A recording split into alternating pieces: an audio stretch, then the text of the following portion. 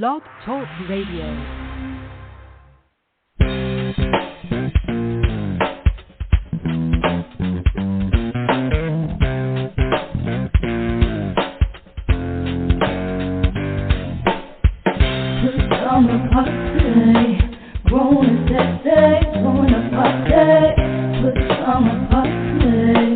Party crew, keep it real for you. No clothes allowed. It's summer party. Grown and sexy, throwing a party. Good summer party. Party crew, keep it real for you. No clothes allowed.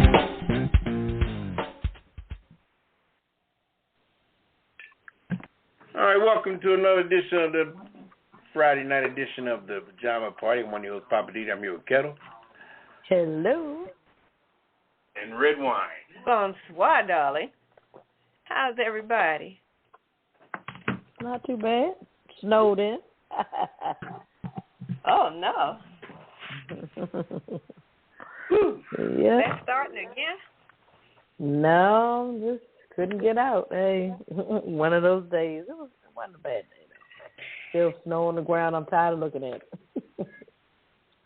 Hey, it's the first snow of the year. You tired already? No, This is the second snow. Second? Where you been? Hello. She don't get out much. Oh, I think I slept through one of them. Okay. All right. We'll give you that then. All right. What's good with you, Poppa DD? Everything is cool.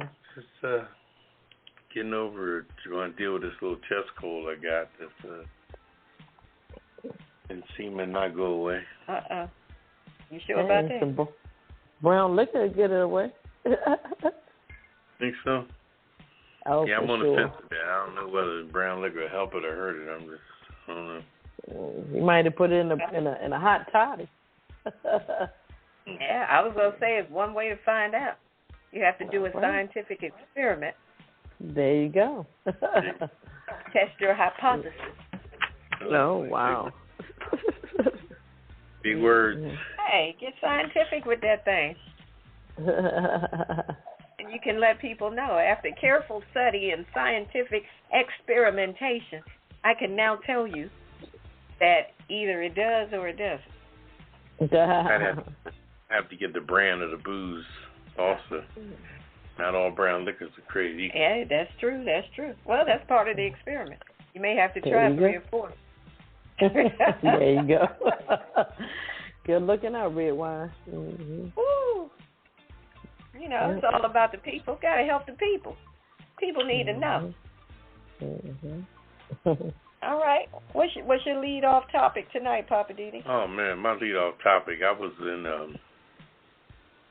Home Depot the other day, and I'm not gonna say when or where, but it was a county that was predominantly BLK, you know, blackness keep on, and this WHT was in there, and I don't know whether she was working for Home Depot or just doing the plants. They got a little plant section where they got the wintertime indoor plants they sell, and she's in there with no mask. And she's shuffling her plants around in a little area, but it's around other areas where the shovels were and all the winter stuff was. And I'm looking at this woman walking around with no mask, like it was no big deal. And she was employed. She didn't have a Home Depot apron on, but she was in there shuffling it. And she was working there, but like I said, she may have been a person. But anyway, make a long story short, the question tonight is like, I'm sure she's some type of Trump supporter that does the no mask thing. But when are people ever going to learn that just a simple mask, you know, like the song back in the day, just a spoonful of sugar helps the medicine go down? Oh, yeah. You know, when you're in Rome and seeing what the damn Romans are doing, you can't just stop for a minute and, like, check yourself and just read the room, as you say. I mean, I'm going there to get a shovel and maybe some rock salt. And she's walking around like it's no big deal, but she's surrounded by all these BLKs, you know, which is a little, you know, acronym for black, you know. And she being a WHT, which really got my attention, but she was in a BLK county. where she was surrounded by, Negroids. Mm. And that's what blew my mind. I'm like, well, damn, are you trying to make a statement? Or, I mean, you could do it up in Hootersville or, or wherever you're from, Dodge City or Trailer Park International or wherever you come from. But it just, do you think this will ever change, or you think these certain people are just set in their ways? What do you think there, Redwine? I think some people are just set in their ways because they feel that they are privileged enough to pick and choose which rules they will follow and which they will not. No matter where they are. No matter where they are. No matter what the law says. No matter what the policy says. They just do what they want to do. I've been in places where signs clearly say on the store, masks are required. And yet you'll see somebody walking around barefaced. And typically it's not a black person. So I'm like, when I see people like that, I move away from them. I don't want to be anywhere in their vicinity, just in case they're carrying something that I'm not trying to take home with me. Because I feel like if you don't have enough regard for yourself, enough regard for the law or the policy, you sure don't care about me. So I just think it has to do with people feeling like they're privileged enough to pick and choose what they want to follow and what they don't. Because they don't care. What do you think, Ketel? I'm kind of piggybacking on, what you're saying, Redwine. They just don't care. And I think a lot of times they're just not aware.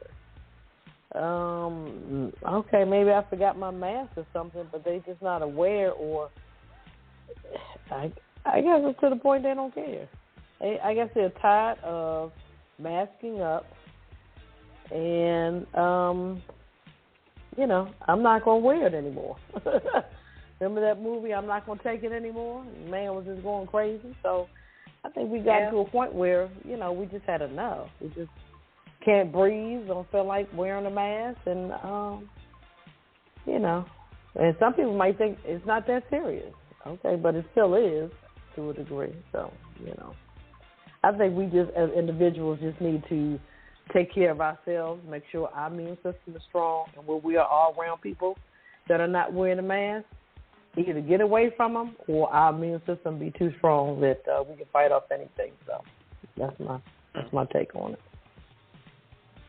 I have no patience for them, but anyway, all right. Oh, what was your take on it? Or did you say? No, I said what I had to say. I mean, I just feel like people are just, when they get that Trump, syndrome in them, and they're underneath that particular cloud of, I'm in this club, and it's, they don't want to change. It's not even about change. I think people are trying to keep everything the same as it is, because the world it's what was working for them for years. Mm-hmm. And now anything different that comes along, they don't want to tag along, because they think it might lead them down that road. Because this lady in the Home Depot was clearly, if you're just joining us, she was working for Home Depot, but wasn't wearing a mask, and she was a WHT up in there. And she just it didn't even bother her. But everybody walking around her saying, damn, where's the mask?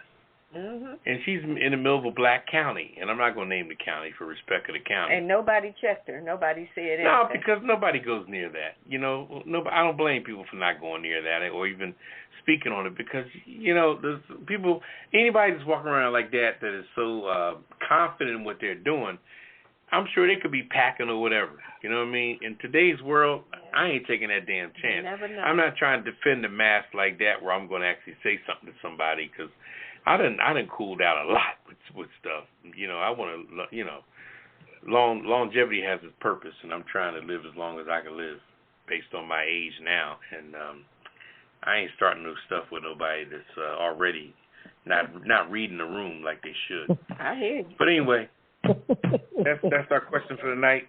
Ketel, what's on our agenda for this evening? All right, ready to rock and roll. All right, let's do it. We got quite a bit tonight. This is our first live one, and we're going to get it in. Our hot topics tonight: Supreme Court may block Biden's vaccine mandate for employers. Also, the Capitol riot 1-year anniversary. Unfortunate. And the Aubrey murder case verdict. Interesting. Our hidden and quitted headlines.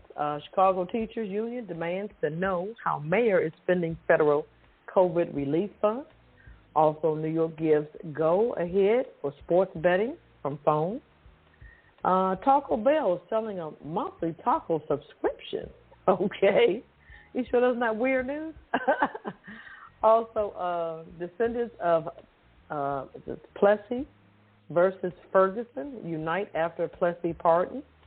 Also, tennis star Novak faces deportation from Australia. And Maxwell, juror, obtains lawyer ahead of trial. Also, our cocktail of the week. I got a good one tonight. What's popping with Poppa DD? Our weird news. We're going to lighten it up. 225.13-pound ball of human hair breaks Guinness World Record. Okay. Cowboys help state police round up loose cows on Idaho Highway. And family cat accidentally donated to thrift store. Okay. I'm just saying, with Redwine, somebody's lying. Living for the city with Poppa DD, my Hollywood wrap-up. I got quite a bit tonight. The kiss it list and the last word.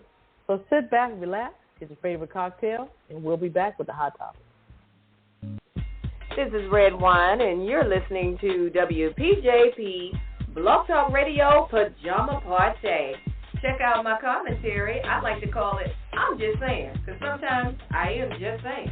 It's just my opinion. It's what I think. Hey, you don't have to agree, but if you disagree, call us up. 914-803-4306. Hey, don't forget, they can catch us on Twitter also, at apajamaparty.com, too. What's the number, Papa? 914-803-4306. I don't know how I got in the studio. Redwine came in here by himself, and me and Ketel just happened to come here and catch her stealing the airtime.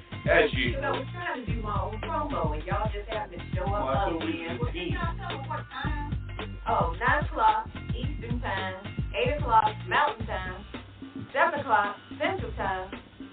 No, that's wrong. And 6 o'clock Western Time. West Coast Time.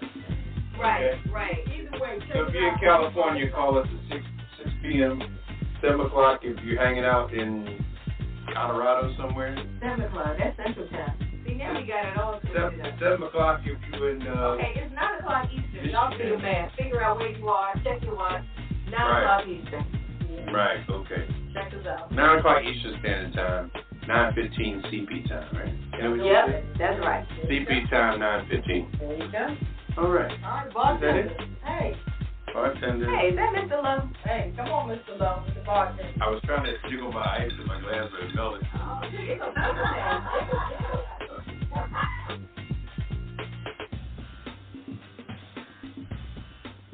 All right, welcome back to Pajama Party. One of your hosts, Poppa DD. I'm here with Ketel. Hello. And Redwine. Bonsoir, darling. Ooh, it's time for the hot topics. They're smoking tonight. Let's get into it.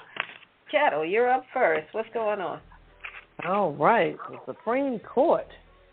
Justices, they may block Biden's vaccine mandate for private employers. This is going to be interesting. So the Supreme Court today, over the federal government's workplace vaccine requirements, with key conservative justices signaling they may be willing to temporarily block President Biden's vaccine or test mandate for large private employers. So I guess if you have over 100 employers, you know, the president was trying to put a mandate in. The Supreme Court is trying to, you know, argue the case. So they heard oral arguments and challenges to two federal mandates. One, requiring all private employers with more than, like I said, 100 employees to mandate vaccines or regular COVID testing. And another require vaccines for healthcare workers at facilities participating in Medicare and Medicaid. I thought all hospitals, you know, they had to be vaccinated anyway. So I'm not sure what's going on. So it goes on to say the key justices appeared potentially more sympathetic to the health care mandate, however, but noting that Republican state officials were challenging the requirements. But the medical facilities actually affected by the mandate, in fact, overwhelmingly appear to support the rule. So, so it continued. It goes on to say the healthcare worker and private employer mandates are two of four such requirements that Biden administration has imposed, along with mandating vaccines for federal contractors and employees. That makes sense. I mean, because you're around people a lot, so. And it goes on to say what to watch for. Whether the private employer policy will start being enforced before the court rules, though the challenges have asked for a decision before then.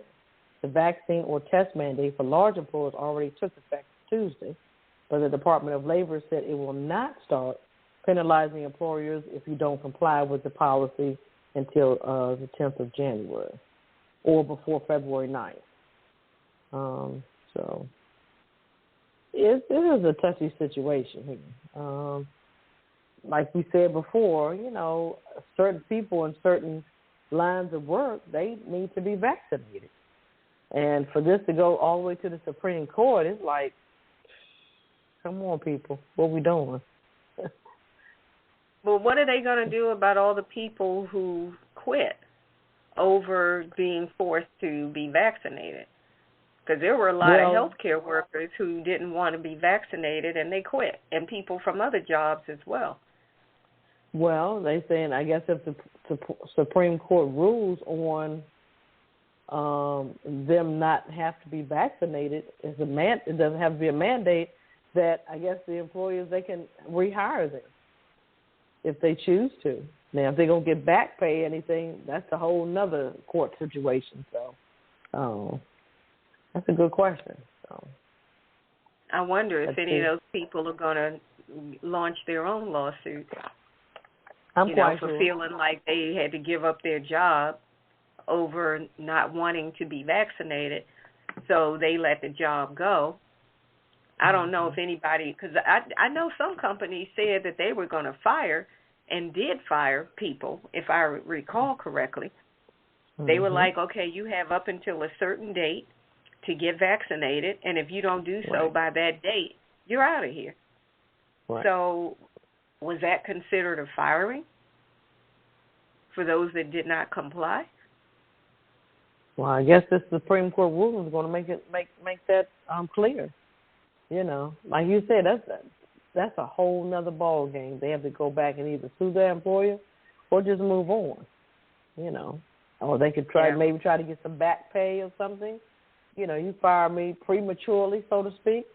You fired me, and I want to get compensation. So I think if it's a big company, like say for instance Amazon, if that happened to Amazon, they're big enough. They can just go ahead and pay the person and let them go ahead.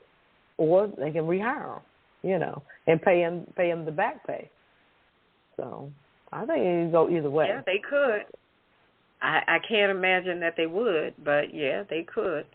But the ruling, I thought the ruling had to do with whether or not the Biden administration has the jurisdiction to be able to force the requirement of the vaccine.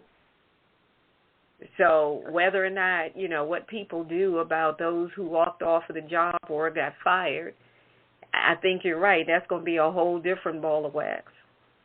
Right. Mm-hmm. Well, we shall see. Because the Supreme Court has been dodging a lot of stuff that they really don't want to have to deal with.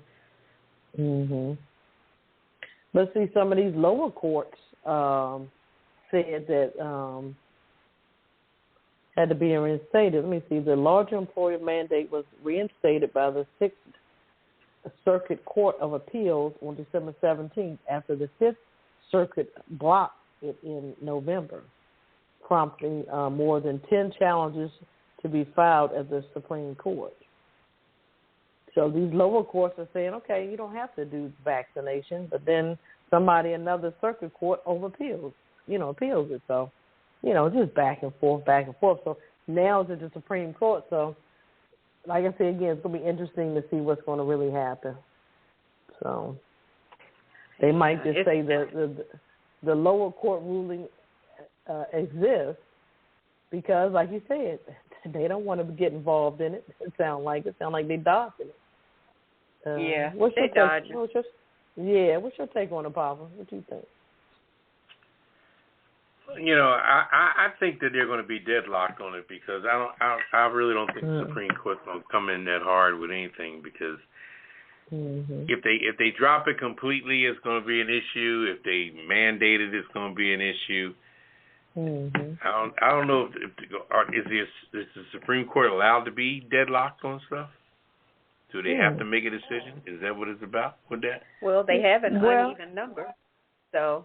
And it's pro-Republican nomination, so. Because it's like I guess they're like the highest court. So once the highest court has their ruling, it's supposed to stand. But people have fought against the Supreme Court. So I mean, shit, this day and age.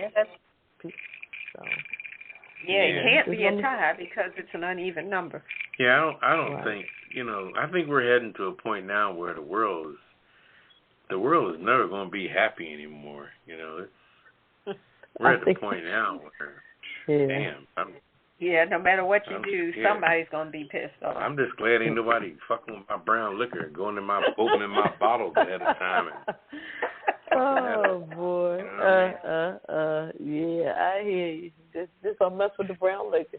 Well, they I'm trying to make glad that liquor comes in sealed bottles, because it seems like everything else in the world has been tampered with, and it's just so sad, You don't even know where to buy your dope anymore, where to buy weed. Everything is just, it's a mess. Anyway, I went off character. Sorry about that. Anyway. Go ahead, All right. I was going to say, speaking of tampering and what's jacked up, the Capitol riot has now happened a year ago, as of yesterday.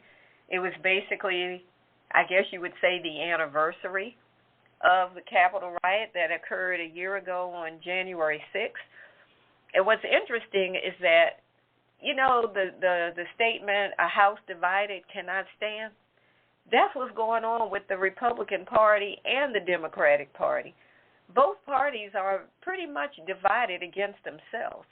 They're arguing against each other, and I think that's why not much is getting done, because each party can't even agree on where they're coming from to go and argue against whatever the point with the other party, because they all not even on the same page with their own party. It's crazy. So it was talking about their rifts within the Republican Party that was on full display if anybody watched all of those statements that they were making on yesterday as the, whole observance of the 1 year situation. I don't want to even call it an anniversary. Happened when the 45, I'll call them just 45, when all his supporters assaulted the Capitol, trying to disrupt the certification of President Joe Biden during what they were trying to disrupt, the Electoral College, when they certify the vote. So, as I said, there are currently divisions within the Republican Party that have gotten even worse day by day, with some lawmakers within the Republican Party are blaming Trump for all of the violence that happened a year ago, and others are continuing to support and defend Trump. That blows my mind.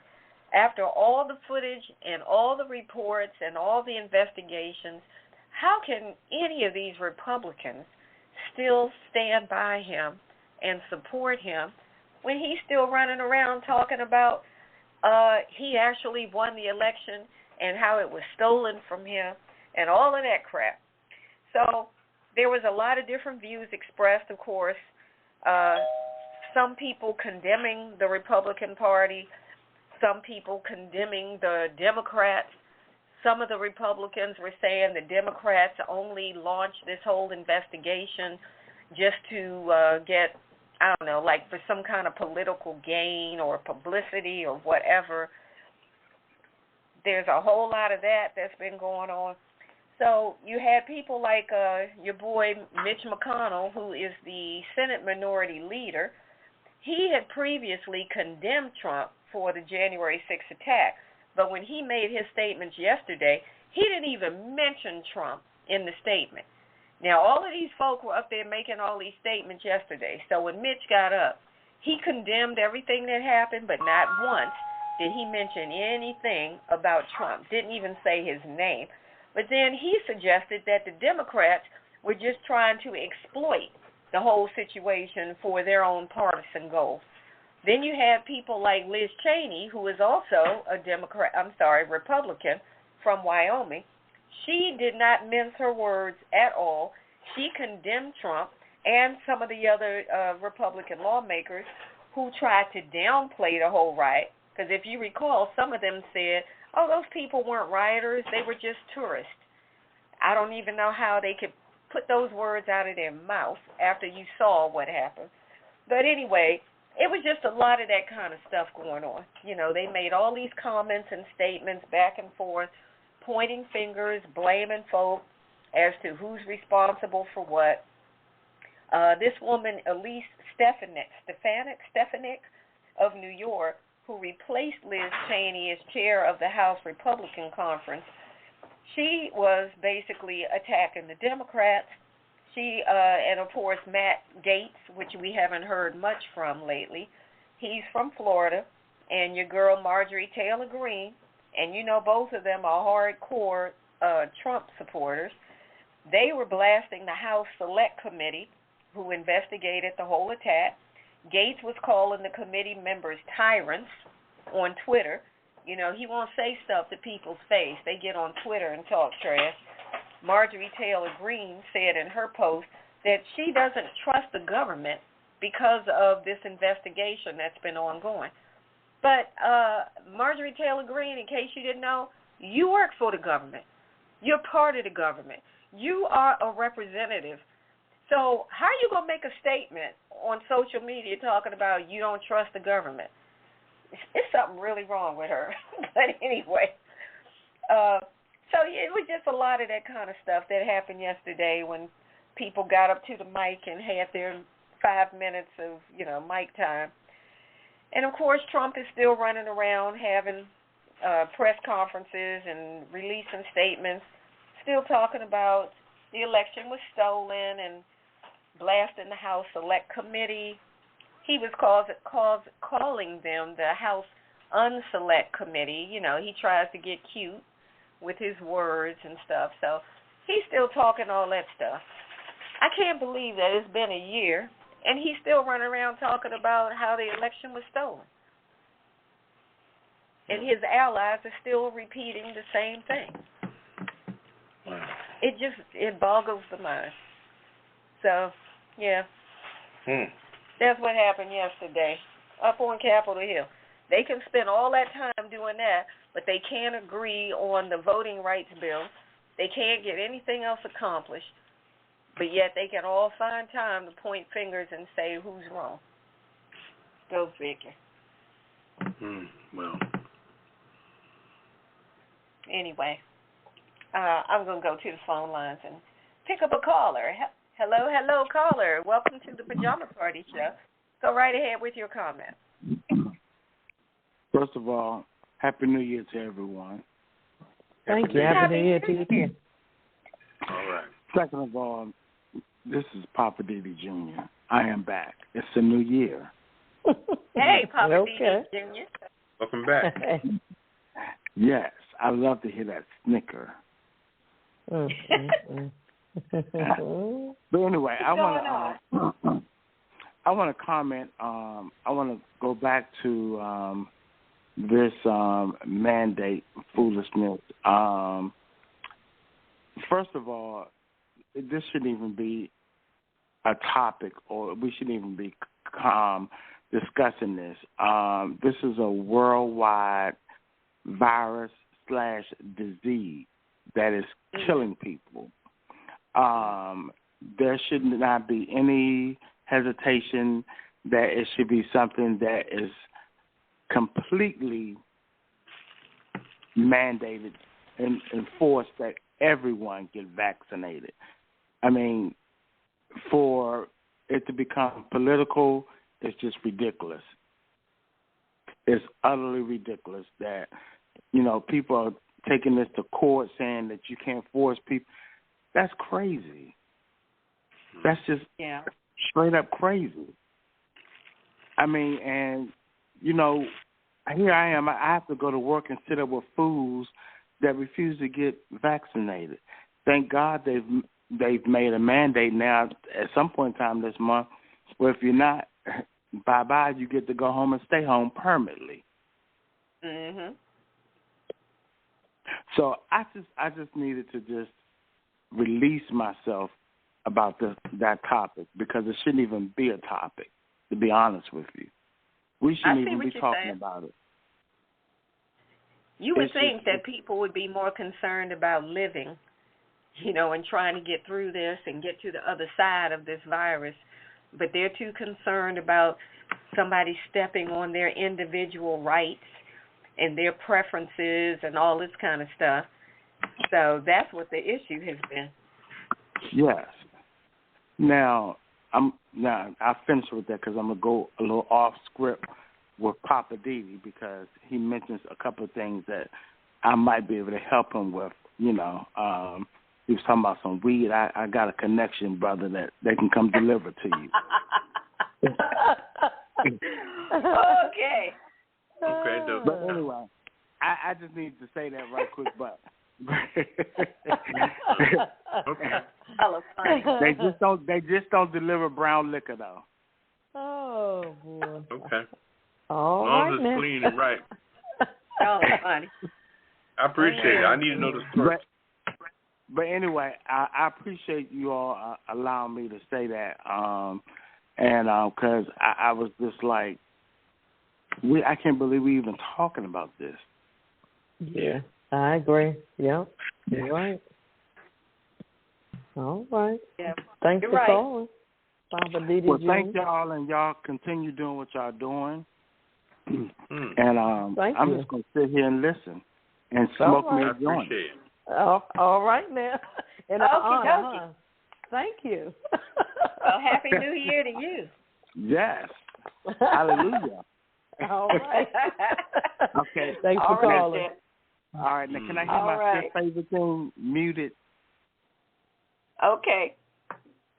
Y'all are funny. Y'all are too funny. Ooh. All right, we're going to keep it moving. Poppa DD, what's your hot topic tonight?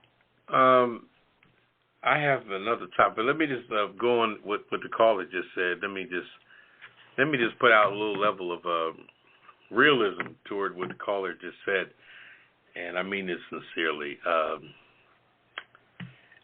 My own mother, my dear mother, and her did just turn 90 at the time, was laying in her nursing home with an Alzheimer's disorder. Other than that, was pretty healthy. And this happened back in March of 2020. And they said that they called me and said a lady in her room had some type of, broke out into a sweat disorder and was going into all kinds of convulsions and everything. And they moved my mother to another room at the time. But then when my mother was moved to the other room, she had broke out into the same sweat disorder and picked up all kind of sickness and everything. They rushed her to the hospital. And this was March of 2020. So by the time less than 30 days came along, my mother was dead on April 26th of 2020 of COVID when it went through the nursing homes. And the thing I'm saying that in all openness and in straight honesty, because see, this situation is a killing disease, and it killed my loved one that I've had I have her for 90 years, but she was 90 years old and she had minimal other situations going on medically, as opposed to, an Alzheimer's situation and things like that. But other than that, she was pretty healthy. And when the COVID situation came to the nursing homes back in February or March of 2020, she was a victim of that. So just to piggyback on the caller to say that this is serious, for me anyway, okay, because I witnessed it and I didn't understand it with the whole ventilator. And then ventilators were short at the time. So therefore, doctors had to make a decision. They looked at my mother at 90 years old, who they were no kin of, and she was 90. So they said, oh, well, she was born in 1929, so we got some over here born in 1960, 61, 62. So why don't we let them live? And, I don't know the decisions that was made in the hospital because we couldn't even go in the hospital, couldn't go near the hospital. Had one of them little funerals where it was 15, 20 people invited in the funeral home at the time. And this what all went down in early 2020 with my mother's death. And that's how vicious that COVID situation was back then. So don't think it can't happen again. Don't think it can't happen to you. And I'm not supporting the virus thing, but at the time, there was no virus at the time when my mother died. There was no virus even existing at the time. And I'm not saying the virus is going to save your life, but damn, I would rather have that in my back pocket than me walking around here in a hope and a prayer and making excuses on why I didn't get it. I didn't get a lot of stuff in my life. The vaccine. Mm-hmm. Excuse me. I'd rather not. I mean, I made a lot of mistakes in my life of stuff that I didn't get or waited too long to get. I'm not talking medically, but just maybe relationships where I should have got with this girl or should have married this person or shouldn't have treated that person bad. But some things in life, when you make the right decisions, you kind of feel good to say, damn, okay, I got this vaccine. Now let me just wear my mask and stay away from getting too close to people, and maybe I can have a little longevity of life. But just to neglect it based on negative stuff you're thinking, or you listen to your friends. You got a little group of 6 people you hang around. Nah, we ain't getting that. And all of a sudden, one person don't get a job because you got to get vaccinated. And then you got other people that can't get this. You got the tennis player right now that's in a situation where he ain't vaccinated. You got Kyrie Irving, who didn't get vaccinated. He can only play in games where he's not in New York. And these are millionaires that are tripping on it. So, like I said, I'm not advocating nothing. This is your own body, your own life. Do what you want to do. I tell you what, I got my shot and my booster, and I'm straight with that. So let the chips fall where they may. Anyway, our next story is Aubrey's murder case, which is, they found all 3 of the people involved in that situation guilty, which is a beautiful thing. But, the thing that really holds me up on this here is that the appeal level is always a factor that's always comes into play. Now, if you can remember, the 2 people that was involved in this situation, Gregory McMichaels and let's see, the father was Gregory McMichaels and Travis McMichaels was the son. The son was 35. His father's 65, okay? Mm-hmm. All right, so he's 30 years older than his son. Now, those 2, they both was working in some type of law enforcement in that area, for a long time. They were some type of law advocates, whether they worked for the courts. So they know a lot of people in that area. What got me today is when they found them guilty, I didn't see the attitude of anybody change. You know what I'm saying? And that's what's scaring me when it comes to the appeals. Because I've always heard in my life that 2 things in life give you a reaction. Is when the doctor tells you you have something terminal, or when the judge tells you that you're going to jail for X amount of years, what have you. That should get a reaction. I didn't see a reaction out of these white folks today at all. Now, I don't know whether they had the mask on, it was hidden behind that, but damn. You know what I mean? Now, I'm just doing this as a prelude to the story. When somebody gives me life without parole, I'm going to react in some way. Mm-hmm. Shit, I'm going to flinch. I'm going to sit down. I'm going to drop my head, do something. These white folks seem to always want to sit there with a stone face because they're so privileged that they think that there's a little small rat hole that they could sneak out of. The fact that both him and his son was in law enforcement at one time and that they know some people or whatever. But anyway, the story is this here. The 3 men convicted of killing Ahmaud Arbery have been sentenced. Travis McMichaels, 35 years old, was sentenced to life without the possibility of parole. All right? He delivered the deadly shot that convinced the verdict of all 9 charges: malice murder, 4 counts of felony murder, aggressive assault with a shotgun, aggressive assault with a pickup truck, falsely imprisonment, and criminal intent to commit a felony. They say imprisonment because they trapped this man around a circle when he was running. What that charge was. When he was running to get away from him, the father made a quote saying, "We got him trapped like a rat." For 5 minutes, they chased him around an inner circle in a neighborhood that they know, so they figured they got him over the barrel. Okay, now, McMichael's father, George McMichael, who's 65 years old, 30 years older than his son, he was sentenced to life without parole as well. Now, he is the former Georgia police officer, all right?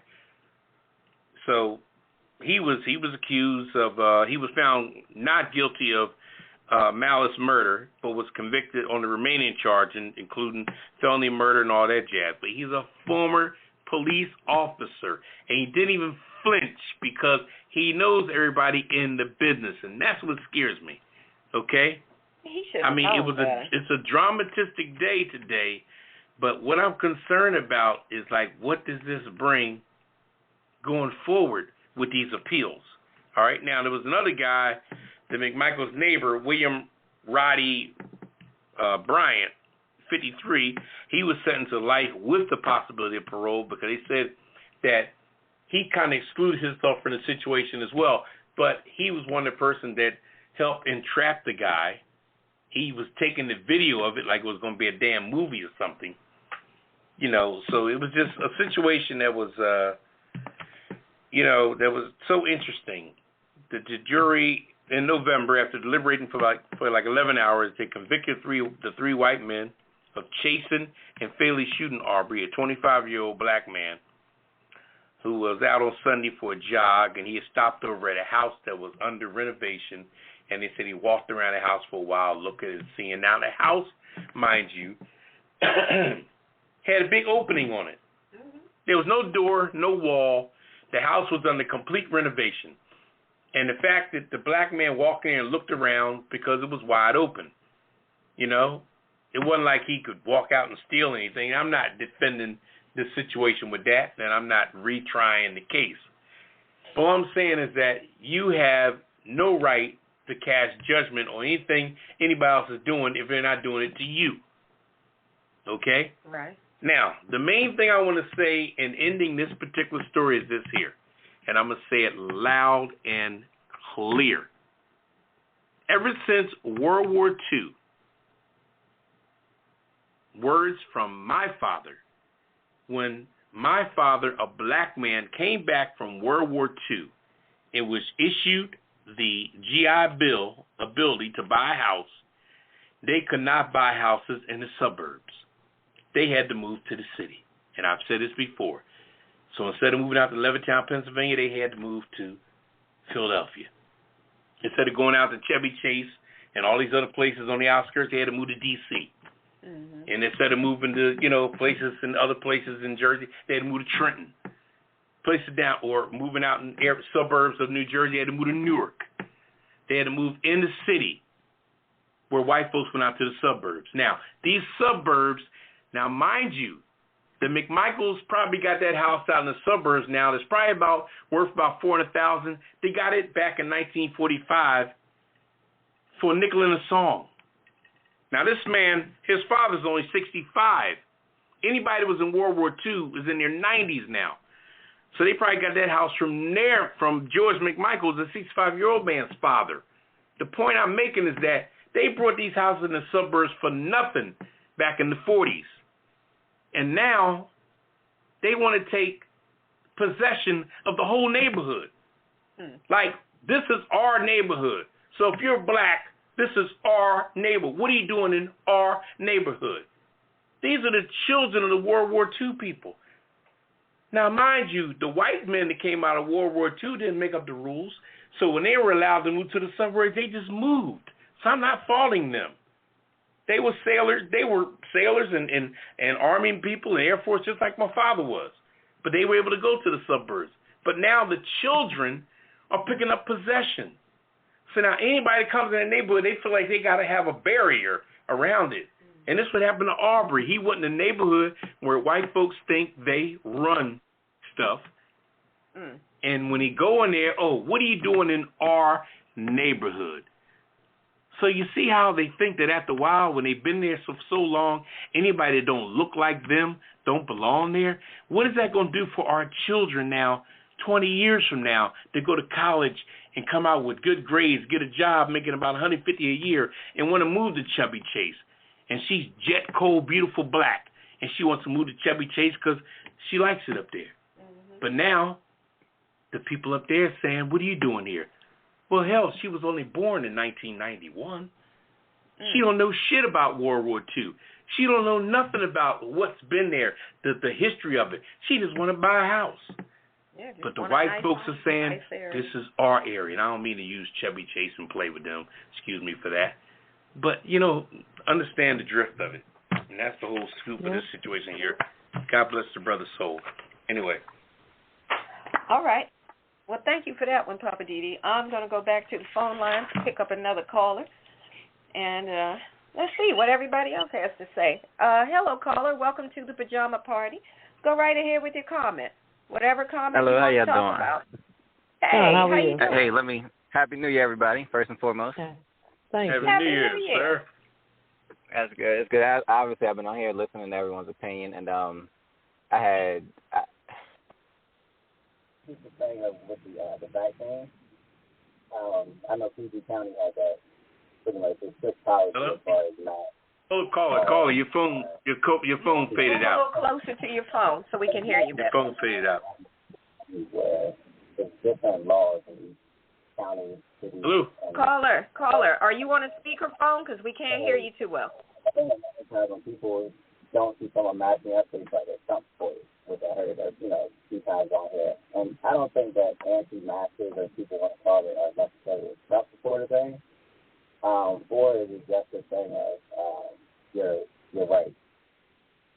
I guess if I can get Poppa DD to kind of interact with me as I speak real quick, I want to touch on a few things that you said, and then Poppa DD Jr. I wanted to get on while you were on, if you can still hear. I hope you sparked the day already, but I just want to talk about two things. So Poppa DD, can you hear me? Yeah, I need you to move a little closer to the phone. If you're on speaker, I can't hear you too clear. You're fading out. Oh, wow. That was me messing up. Yeah, now you're better. Got on Bluetooth. Oh, that's perfect now. Go right ahead. Yeah, repeat what you said earlier. We didn't get that. We didn't get the last part you said. It was mainly the vaccine thing. And people not wearing masks. And I know a lot of times when we see, especially white folks not wearing a mask, it's like a Trump. It's like a reminder of Trump, right? Yeah. I can say one of two things. Like, I'm one of those people where you got to think about, this has been almost 3 years now. And first off, I'm sorry to hear about your mother passing as well. That's the main reason I wanted you to unmute. Especially in this era where you can't really touch her. I experienced the same thing with my grandmother when she passed. So my biggest thing is this. You all remember, I think it was December or November of 2018, right before the pandemic hit. And I remember when we were being basically terrorized about 18-wheelers full of bodies coming out of hospitals in other countries, right? So yes, I do remember that. Yeah, we were all terrified about, God, there's 1,000 people dying every day. The hospitals are, we were told the hospitals are flooded, they're packed, the ER is, you can't move around in it. And then to come out to learn that all of those were procedures. Those were trial runs. Those bodies were not real human bodies. They were procedures for if this COVID thing was to break out, how they would maneuver and move around bodies. So when the truth came out about that not being real bodies, it was practice. It was like, hey, we know we got this virus, this COVID-19, which is, again, everyone's tripping about COVID-19, but then to put the Band-Aid on it, we all were taught that, hey, this isn't the first COVID. That's why it's variant 19. right? Mm-hmm. So then we had Biden and everyone preaching about vaccines. Get your vaccine and you don't have to mask up. We can end this entire pandemic. Just get vaccinated. Just get vaccinated. Just get vaccinated. Vaccination was the answer to this whole entire pandemic. Mm-hmm. Right. You get vaccinated, then guess what? New variant just comes out. A new variant comes out every time a new vaccine comes out. So now you got people who got seen shots plus boosters, and still to this day they're saying still is not enough. So I don't blame anyone who has the vaccine and no one who does not have the vaccine. My thing is, this isn't the first time that this world has dealt with a deadly virus of this stature. And to be honest with you, we're looking at numbers that are very, I'm not going to say inaccurate, but they're extremely questionable. Because, for example, I'm going to use my father, where he got his vaccine. Everyone knows, well, not everyone knows, but the biggest thing that happens with COVID is you usually develop blood clots on your lungs. That's usually one of the biggest things. It's respiratory. That's why they were called about the ventilators and the flow of air. And if you have any underlying health issues, it usually attacks that first. So I remember my mother's neighbor, he developed COVID, and he had a whole bunch of blood clots on his lungs. It's a disgusting thing. I get it. My father got vaccinated. He went out on the bicycle. Now he's 48, but he wanted to go do a wheelie on a bicycle and busted his knee up. So when he breaks his knee, 2 days later, he gets finally into the hospital, and he has blood clots on his lungs, but he's vaccinated. So he was not ruled as having any COVID at all. He just developed blood clots on his lungs because of a broken leg. Right? But one of the biggest symptoms and biggest thing that happens with COVID, people who are positive, is them blood clots on the lungs. But since he's vaccinated, it didn't go down on record as COVID. Wow. So these numbers are one of those things of, and if you have COVID and you died 30 days later or whatever, that's how they calculate, oh, he died from COVID. But when you get the COVID shot, which is injecting you with COVID, if you die from that, that's not a COVID-related death. Okay. So the problem is the problem with this whole thing is that COVID doesn't affect everyone the same. So to force vaccinations on every individual human being and children, it's extreme. That COVID does all that. That vaccine does cause people complications and sometimes death as well. If they can't handle COVID-19, putting that COVID-19 variant or vaccines or whatever in these people are also killing people. So if you've been fine and you haven't had any issues, and now you got to go get two shots and a booster and more boosters that come along, this thing will never end. As long as they can keep putting your foot on your necks and forcing you to do something and scaring the public, that's where the problem comes in at. Okay. So good to know. I know that everybody has their different things on it, and everyone who doesn't believe in vaccines or masks, not necessarily Trump supporters. Like I live in Virginia now. I'm out in Manassas. Nobody wears masks out here. Oh yeah, you're down in that part of the country, right? So, but I want to think about one thing too is the mislead of information, where they say that the COVID virus is airborne. Now, last time I checked, airborne meant I thought airborne meant that even if you have something over your face, it seeps through like gas. Right. Like fumes, that's airborne. You can smell that all the way through your mask. It will go right into your lungs. Right. But with this, it's just like a cough, where if you cough, it's light enough to travel in the air, but if it sticks on the outside of your mask, it doesn't seep through the inside and then penetrates your skin. So it's just too many politics in this virus to judge everyone off of what their beliefs and stuff are, just if they have a different side to it. So I don't think I agree. I was just going to say I do agree that there is a lot of politics involved. And one of the things that I find to be problematic is the communication around it. Because, you know, the CDC constantly is changing the guidelines. And I understand that they're trying to keep up with the latest information and all. But it's very confusing and frustrating when it changes like day to day. On Monday they say quarantine for 10 days. By Wednesday they say, well, maybe 7. And then by the end of the week they're like, well, 5 days is probably enough. It's like, so, okay, what are we doing? And then by the next week it's like, well, if you're a healthcare worker, you can quarantine for 5, but if you're not a healthcare worker, maybe quarantine for 7. It gets to be ridiculous after a while. It's about like, politics. So wait, what are we doing? That's the bottom line. Exactly. It's politically motivated, politically based. So, and I guess we just have to all stay healthy. That's the key thing. We're 3 years into this thing. Honestly, if you're going to get it, you're going to get it. It's just like the flu. The flu it can get just as bad as COVID, honestly. Some people die from the flu. And the biggest thing is that, I mean, it's literally no route to go other than, at this point, everyone, and God we trust is printed on all these dollar bills. As we all know, don't nobody trust God no more anyway. But unfortunately, it's like, that's where people's faith should be at, especially Christians, and my belief. If you believe in God, it's like this is, you're fighting against God through politics. It's like it's almost that brainwashing phase again, where it's like, yeah, that's a losing battle. She said, "Okay, caller, of course, thanks for calling. Of course, appreciate you calling tonight." But all right, I appreciate the insight. All right, thank you. Yeah, for real. Yeah, they got their own opinions. Yep. All right. So all right, we're gonna take a little thank you so much break. For that. Yep, we're going to take a quick break, and then we're going to hit them and quit them on the other side of the break on the Pajama Party Show. Be right back. Hey, this is Ketel with the Yellow Top. I'm waiting to hear from you tonight. I'm at the Pajama Party Live.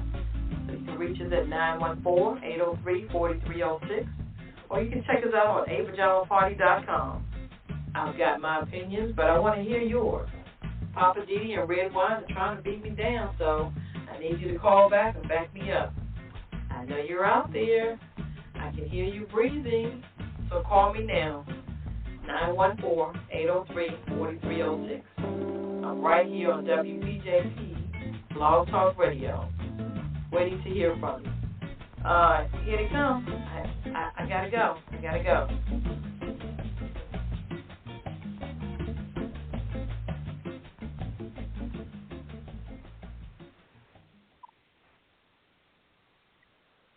All right, welcome back to Pajama Party. One here with Poppa DD. I'm here with Ketel. Hello. And Redwine. Bonsoir, darling. All right. I got the first one, so we're going to get into it. We're going to hit them and quit them. All right, Chicago Teachers Union. They're demanding answers from Mayor Lightfoot. The president gave Chicago $2 billion in federal relief money, so we're trying to figure out how it's been broke down. So when President Biden passed the American Rescue Plan in March 2021, Chicago received $1.8 billion in federal COVID relief money.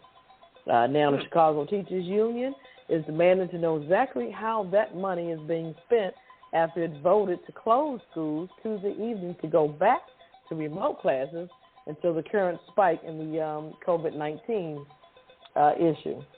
The in-person learning that some of us are getting is still not where it needs to be because the mayor refused to put the resources into schools. She spent $100 million. She got $2 billion. So what is the percentage of the $100 billion to $2 billion? Oh, wow. That's a lot. It is. The mayor's CPS team has repeatedly failed to meet even its own modest promises in testing and contact tracing, refused to stand up a robust student vaccine program, refused to document HVAC safety, failed to maintain even 3-foot social distancing, and failed to improve serious problems with sanitation and cleanliness. Come on, man, what you doing? Yeah, so what did they spend the money on? So it goes on to say the data from the Chicago Public Schools website shows over 35,000 tests were completed between a certain period of time, but 24,000 were deemed invalid because of delays brought by weather and holiday-related shipping issues. Okay. Also, CPS has so far funded in school testing at all public schools.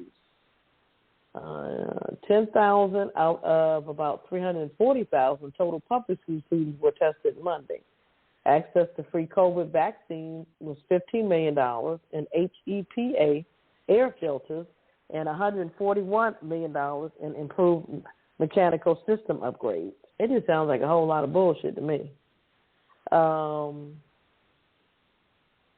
It goes on to say Chicago's 2-year Moving Forward Together initiative allocates the following: $631 million to address student social emotional needs, $193 million for targeted student support based on individual school needs, $483 million in funding for school academic and emotional support, and what is this? $734 million in operational investments. So, whatever that means. Right. It don't seem like they're going where it's supposed to. And I guess it just seems like they're at square one with the schools. And it's just not enough improvement for the teachers' union. So they calling Mayor Lightfoot out on it. So here's what it is. So we're going to continue to follow that story to see what's going to happen. She got something to say. All right. The mayor. Mm-hmm. All right. We're going to hit them and quit them. Over to you, Poppa DD. What you got? All right, this is deep. Boy, this is sports betting, which is really getting out of hand in my opinion, but hit it. New York gives the go-ahead for sports betting via phones, okay? Wow. All right, New York Gaming Commission announced Thursday that four of the 9 sports betting operations in the state can begin offering mobile bets as early as Saturday, which is the day they got 2 NFL final games of the season, okay? A long-awaited move state officials have estimated could bring the state up to $500 million in new tax revenues. Now, I don't know why. Now, this is New York City we're talking about. Now, if you guys just go ahead and legalize marijuana, you'll make triple that, right? Yeah. But they just want to take every angle they can to make money. Anyway, approval was given to, now check out these, remember these names. Approval was given to Caesar Sportsbook, which, your boy, the brother that does the Caesar thing. Yeah. DraftKings, they were out before Caesars were, as far as advertisement. FanDuel, which is all over the damn place. And Rush Street Interactive, I'm not too familiar with them.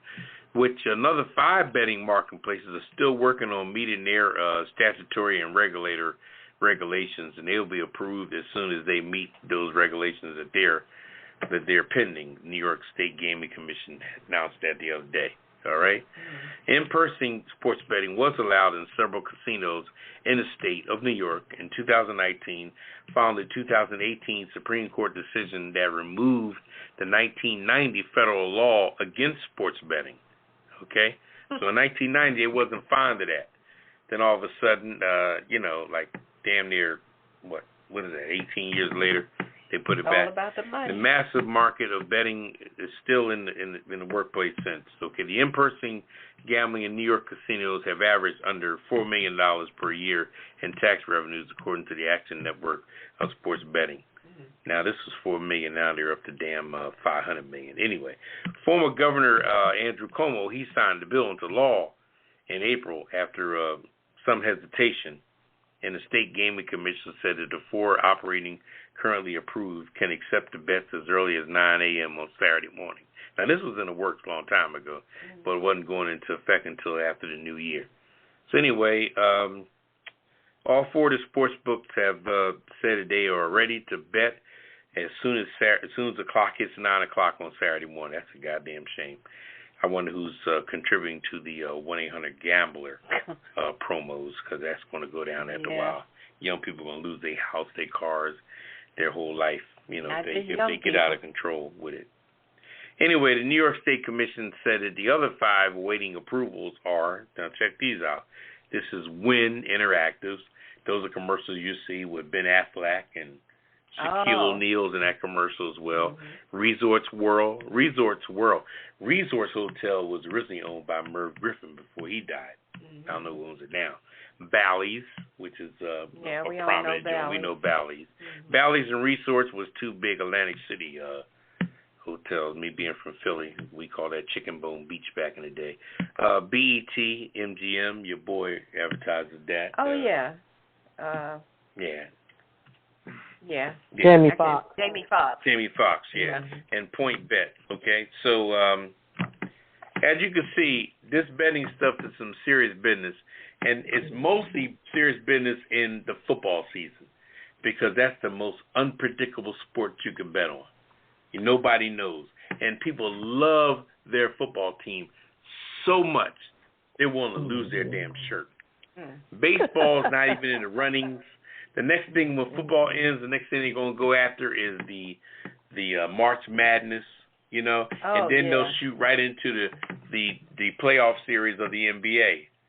Hockey is there, but it's not as serious until the playoffs come along. But like I said, baseball takes too long, and some people deem it too boring. But the NFL, people lose their shirt. You got some Dallas Cowboy fans that are loyal to the end, and it's crazy. All right. But anyway, that's where we stand with this whole betting thing. And I think the number is 1-800-GAMBLER. If you mess around, lose your damn shirt. So get help if you need it. Write that down, I got a quick one for you. Taco Bell. If you're into Taco Bell, this one's for you. Taco Bell is now selling a subscription service to get daily tacos. For $10 a month, you can get one taco a day for 30 consecutive days. If that doesn't put you in the ER, I don't know what will. Their national program called Taco Lovers Pass is available to purchase starting yesterday for members of their reward program if you download it on their app. They tested it in Tucson, Arizona, and now they're ready to roll it out. You can choose which one you want and get you a taco a day for $10 a month. I highly recommend you don't do this, but we're just letting you know that's what's going on. Moving on. Okay. Moving on. That was a hit it and quit it for sure. Hit it and All quit right. Just some serious news. Descendants of, if you guys are familiar with the case, it's Plessy versus Ferguson unite after Plessy pardon. So inside the Orleans Parish Criminal Courthouse in New Orleans, Louisiana, in 1892, Homer Plessy was charged for sitting in the whites-only section of a train car. Plessy pleaded guilty and was ordered to pay a fine. He lived the rest of his life as a convicted criminal.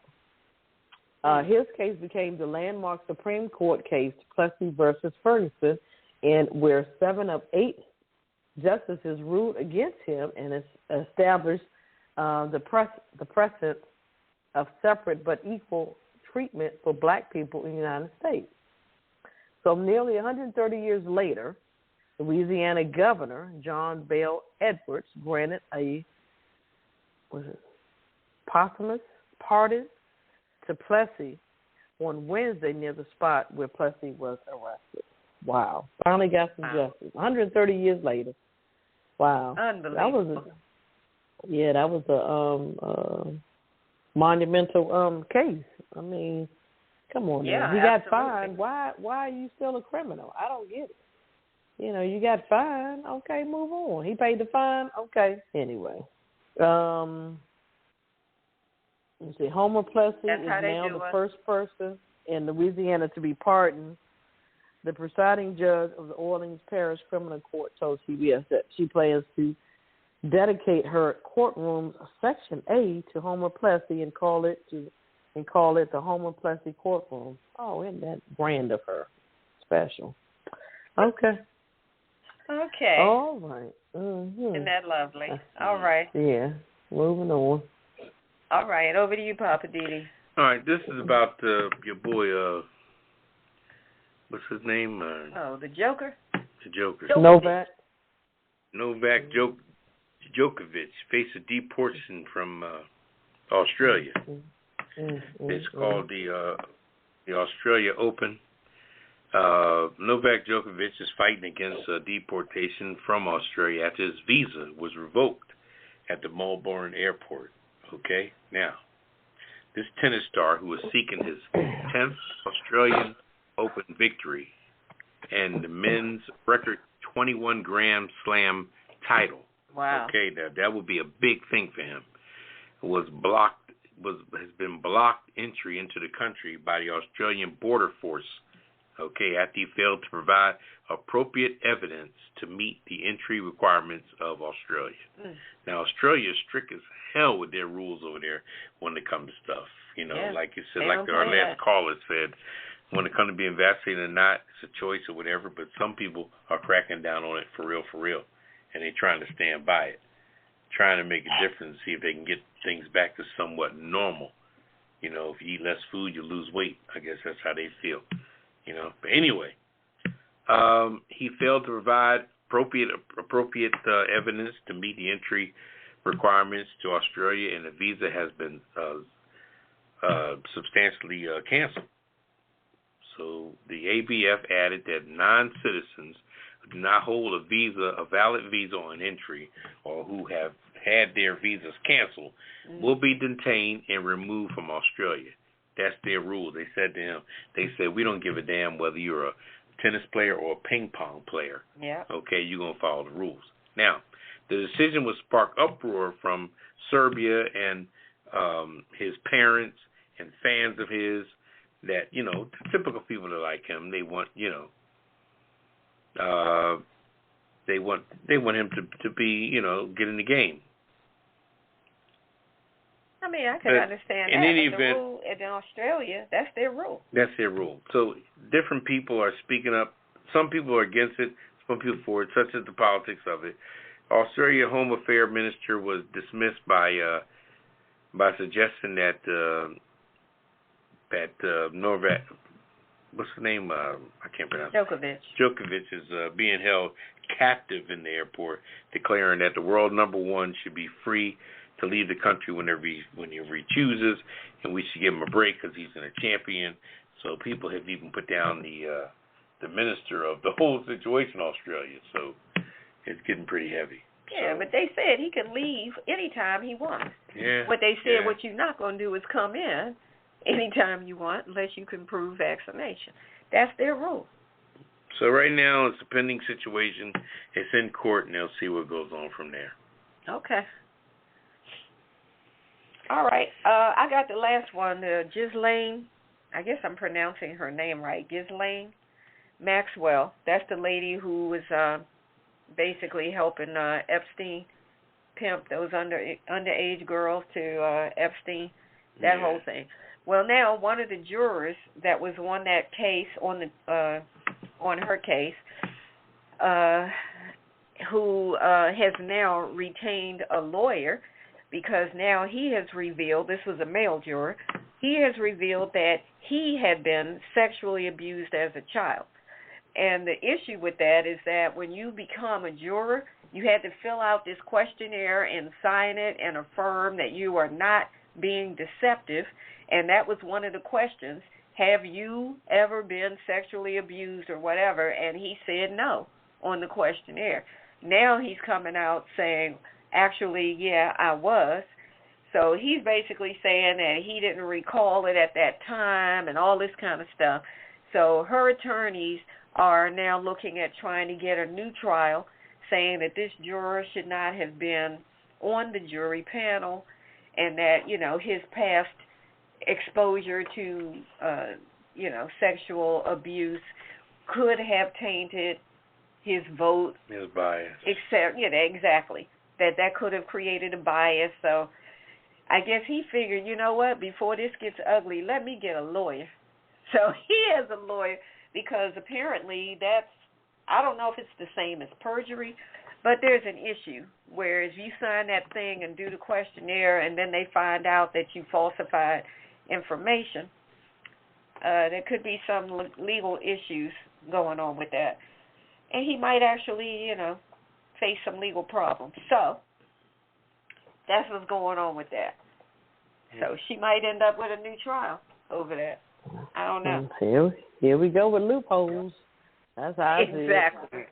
Yeah. I'm pulling for her, you know. Yeah, it's a loophole. I ain't pulling for her. She needs to go to jail. No, anyway, it's time for the cocktail of the week. What you got for us tonight, Ketel? Yeah, we need one. Yes. All right. Go. This one should warm you up. It's called the Time Blood Orange Bourbon Cocktail. And it looks very delicious. This fresh squeezed Time Blood Orange Bourbon Cocktail is a perfect way to use up those delicious blood oranges, all right, that you guys had during the holiday. So, a half a cup of fresh squeezed blood orange juice, a half a cup of bourbon, put more in if you like, 4 tablespoons Time Truvia simple syrup, seltzer water, and a few dashes of orange bitters. So in a large measuring cup, mix together fresh blood orange juice, bourbon, and simple syrup. Also, we're going to add ice to 2 short cocktail glasses. Fill each glass halfway with the juice bourbon mixture. Top with seltzer and a dash of bitters, and just enjoy it. So that is what is it called again? The Time Blood Orange Bourbon Cocktail. Okay. Mm-hmm. All right. That sounds good. All right. Time Blood Orange Bourbon. Got it. Cocktail. All right. That's it. Mm-hmm. Well, you'll be able to find this cocktail and plenty of others on the A Pajama Party website.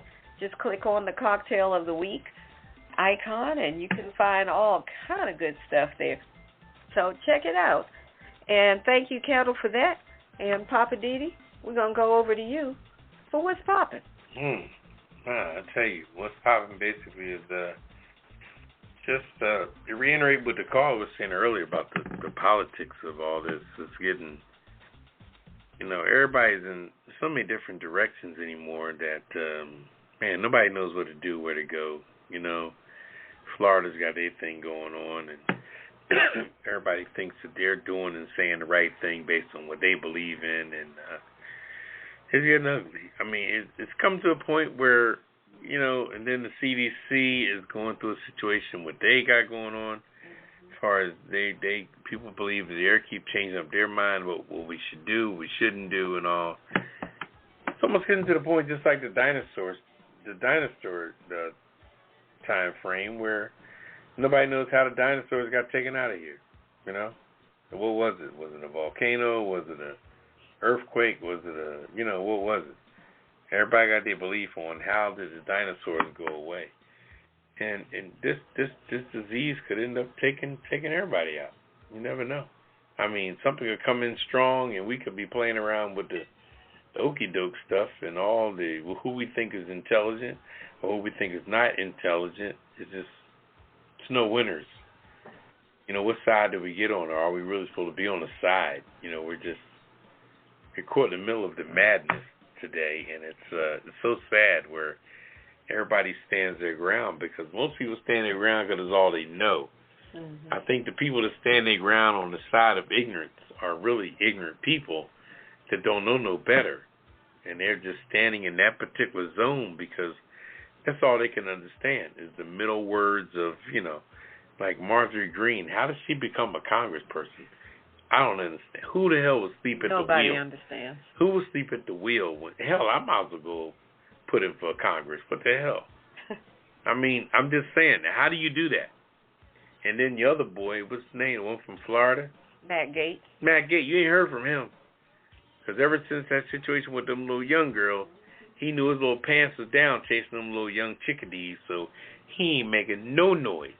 I ain't heard him in nothing. I haven't even heard him yawn. He was talking stupid yesterday. Yeah, well, I'm just saying, he ain't been talking like he used to talk. Mm-mm. And he ain't been near Marjorie Greene because he knows that she's in the echo chamber.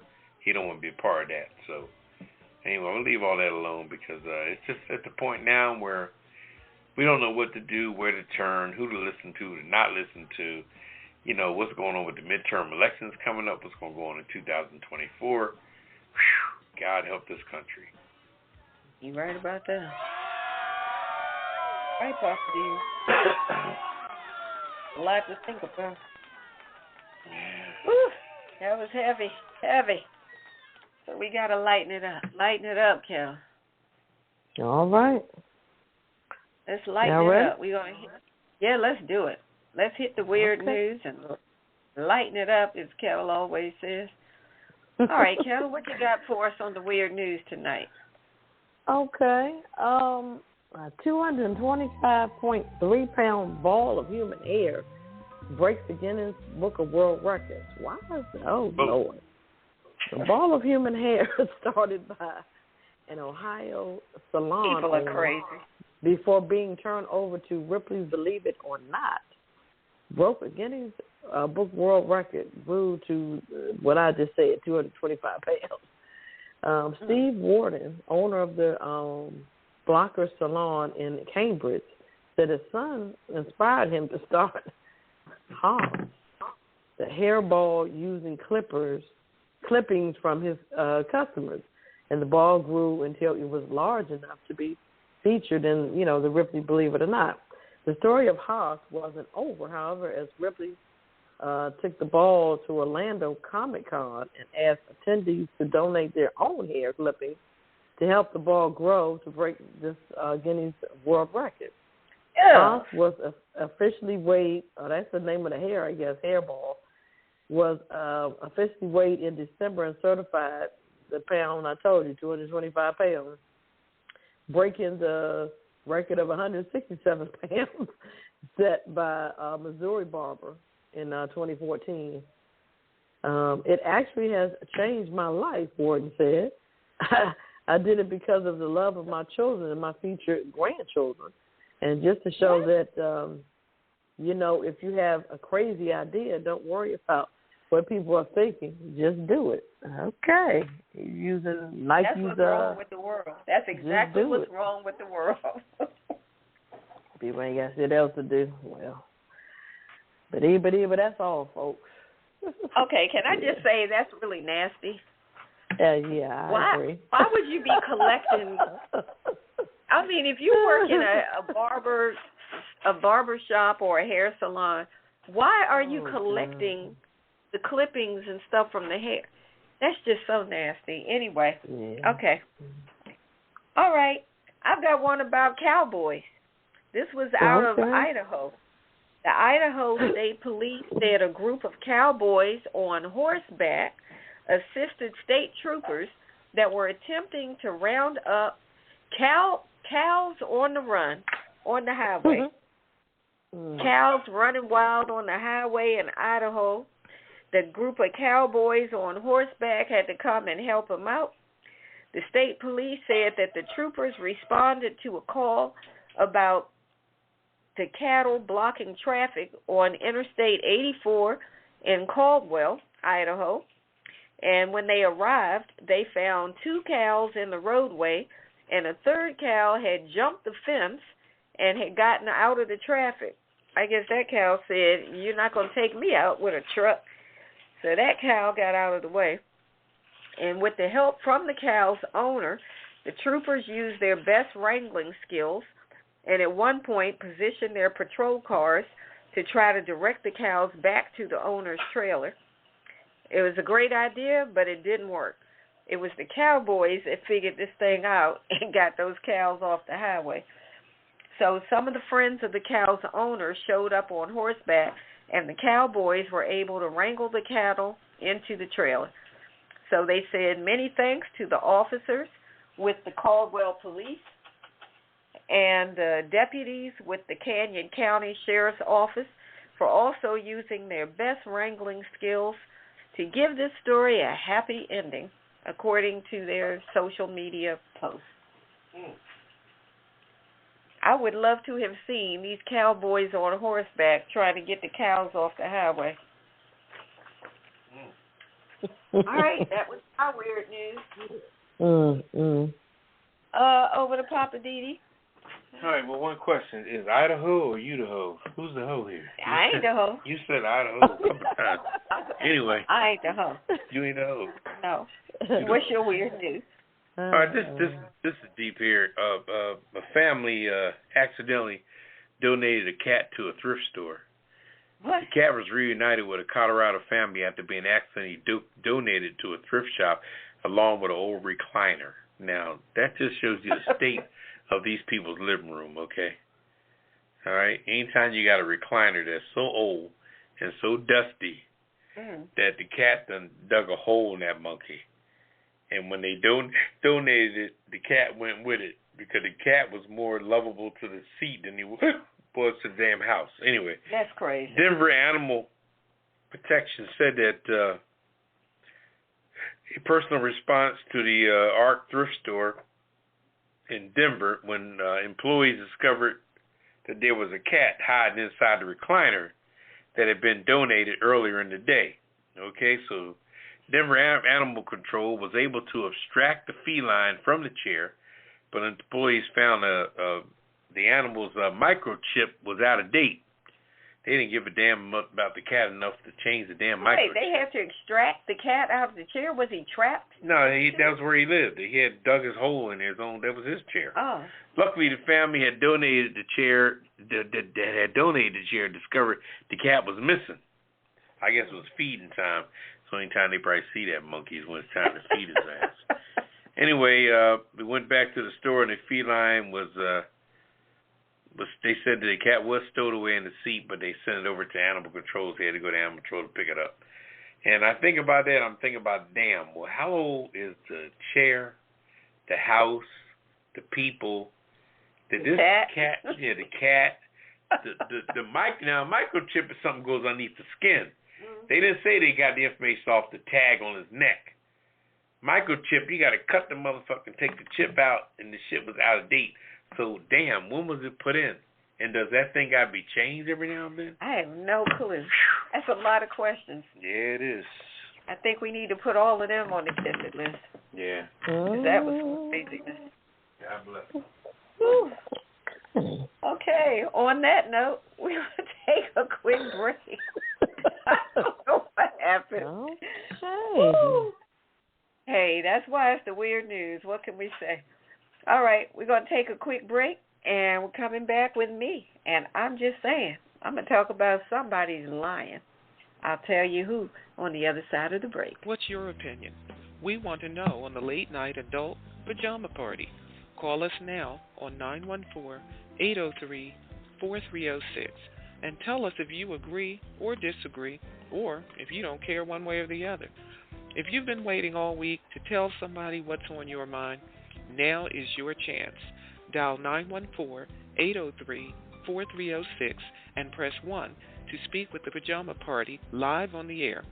To listen to the show online, go to www.apajamaparty.com and click the listen banner on the top right.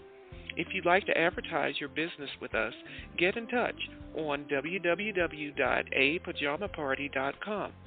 So call us now on 914-803-4306 and press 1. We will get to you as quick as we can. Now, back to the Pajama Party Live. Bring us back. Welcome back. You're listening to the Pajama Party Show. This is Redwine. What's happening? I'm here with Ketel. Hello. And Poppa DD in the break room. You know what he's up to. It's time for, I'm just saying. Tonight, I'm going to talk about people lying. One particular person who I'll tell you in a few minutes who it is. But, yeah. So this is, I'm just saying. Poppa DD didn't do my intro tonight, so I'm going to have to do it myself. Ketel, make sure you dock his check. Okay? All right.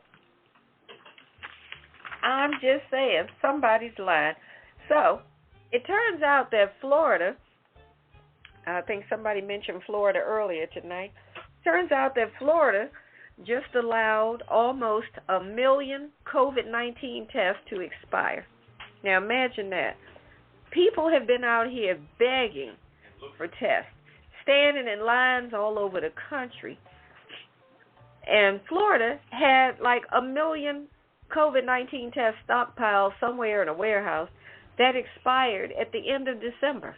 Why? You know, when I say they, I mean Governor DeSantis. That's the person. Now, the Governor DeSantis is claiming that there wasn't enough demand for COVID tests. Really, Governor? I'm just saying, somebody's lying. Now, DeSantis also claimed that the stockpile was intended for long-term care facilities, but that those facilities didn't have the people who had the medical expertise to be able to administer them properly, so they never made it there. So my question is then, why didn't you allow those COVID tests to go to somewhere else instead of sitting there in a warehouse expiring? I'm just saying, somebody's lying. Now, the governor also claims, and I mean Governor DeSantis, I believe his first name is Rick. Governor Rick DeSantis claims that Florida's COVID numbers last summer and fall were very low. So he says because of that, the demand for the tests was low. But the numbers don't add up, bruh. When you look at the numbers that Florida released for last August, they reported 21,600 plus COVID cases. And Florida currently has the second highest infection rate.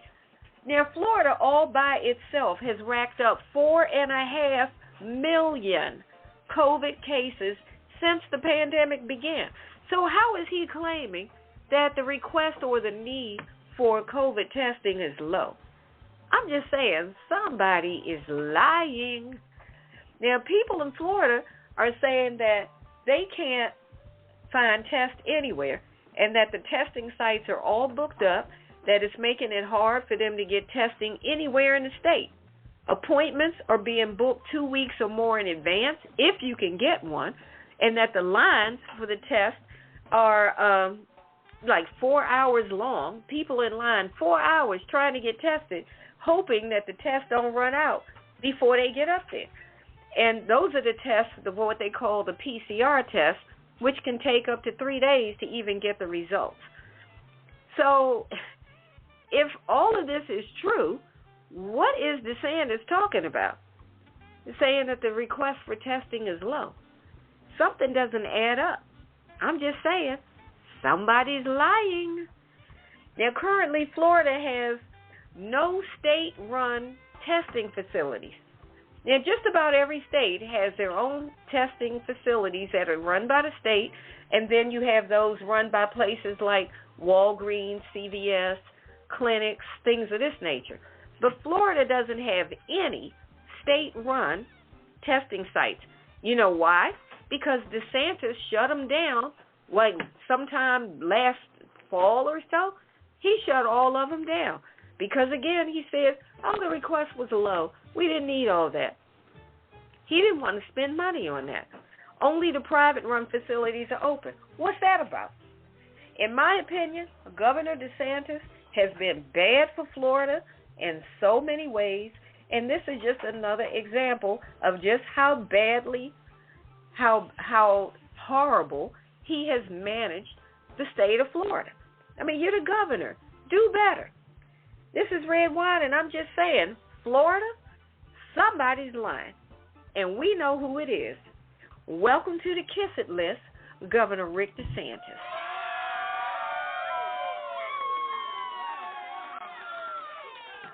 Whew, that's deep. He's a lying mofo. Well, I tell you what, the sad part about that is that when you're in a state like that where Trump has his claws in that state, okay, and like I just want to say this here, when you're in a state that is so boggled down by the bureaucrat you're trying to support, you got, next to Florida, you got what, on both sides, you got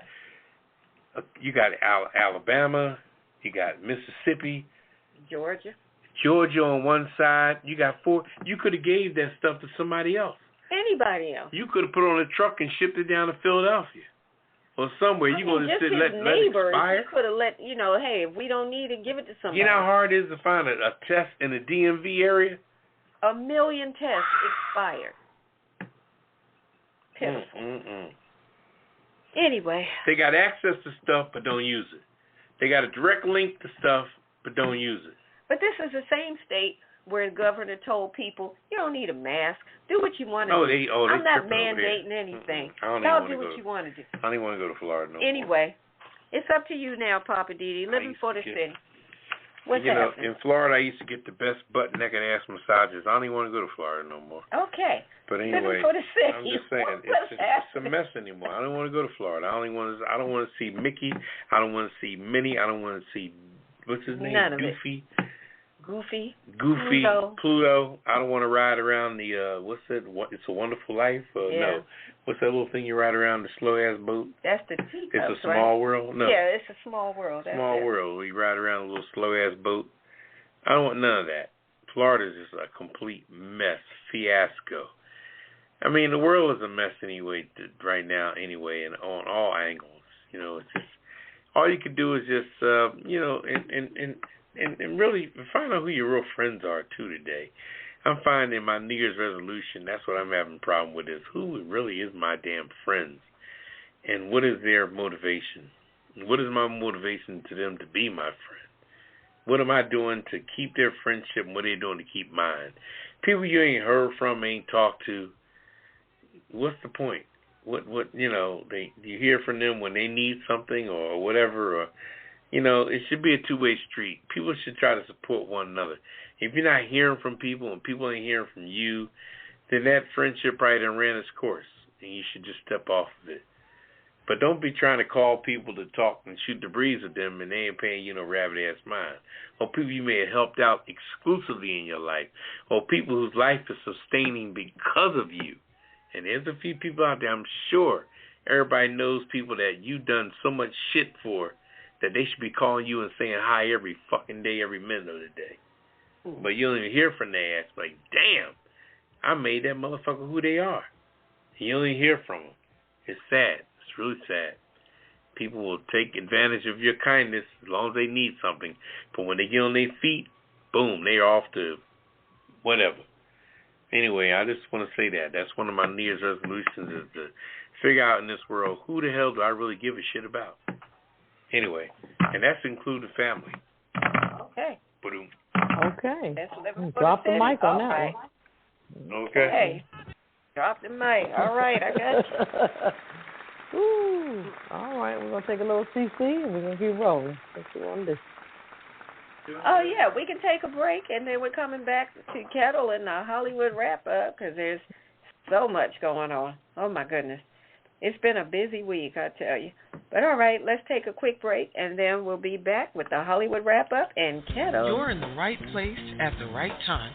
It's the Pajama Party. www.apajamaparty.com. Produced by DC Homegrown Entertainment.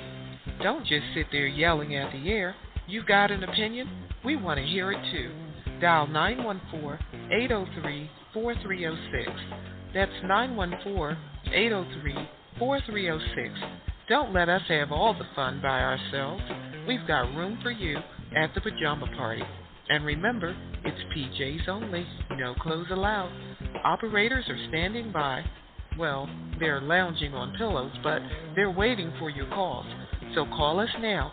914-803-4306. Now back to the crew and more of the Pajama Party. Oh, you want to throw pillows?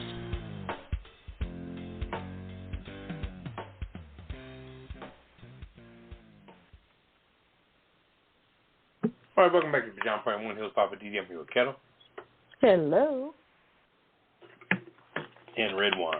Bonsoir, darling. All right, it's time for Ketel and the Hollywood wrap-up. Woo! Go for it, Poppa DD. He's going to get Ketel's intro. Oh, my. I'm clearing mine. Oh, we got a new one? Wait a minute. I don't know. Don't make me cough. Mm-hmm. Don't make me sing. Okay. Hollywood. Hollywood. All right. Okay. Well, thank you. Unfortunately, we just heard some bad news today. Tyler Perry, Viola Davis, Barack Obama, and others paid tribute to the legendary Sidney Poitier, who passed yesterday. He was 94 years old. Celebrities are mourning. I forgot his name is Sir Sidney Poitier. The beloved Hollywood actor who was the first black man to win a Best Oscar. Like I said, he died at the age of 94. He lived a pretty good life. Many stars have paid tribute to Sidney over the years, typically crediting him for paving the way for black actors to thrive in the entertainment industry. Denzel was one who has always admired Sidney's outstanding achievements. He presented him with the honorary award at the 2002 Oscars, saying before Sidney, African-American actors had to take supporting roles in major studio films. Also, Jeffrey Wright was among the bunch of celebrities who gave Sidney his proper flowers on Friday, calling him a beautiful, gracious, warm, genuinely regal man. Viola Davis also noted the dignity, normalcy, strength, elegance, and sheer electricity Sidney brought to the big screen. Tributes were coming in from all over. Of course, my girl, she had to say her 2 cents, Oprah. So they were talking to her on Entertainment Tonight tonight, and she was, had a little teary-eyed a little bit, but she got through it. He really inspired her as a little girl, she said, when she saw him walking across that stage with that Oscar. So he is truly going to be missed, for sure. My favorite was Guess Who's Coming to Dinner. That was one of my favorite movies with Sidney Poitier. Yeah, that was one of my favorites too. Yeah, and also the one he played Mr. Tibbs when he smacked the white guy. He smacked him back. Boy, I was like, okay. But I noticed he did a lot of controversy type roles. Talking about race. If you go back and look at Lilies of the Field, Guess Who's Coming to Dinner, Mr. Tibbs, seemed like he was the only black person there.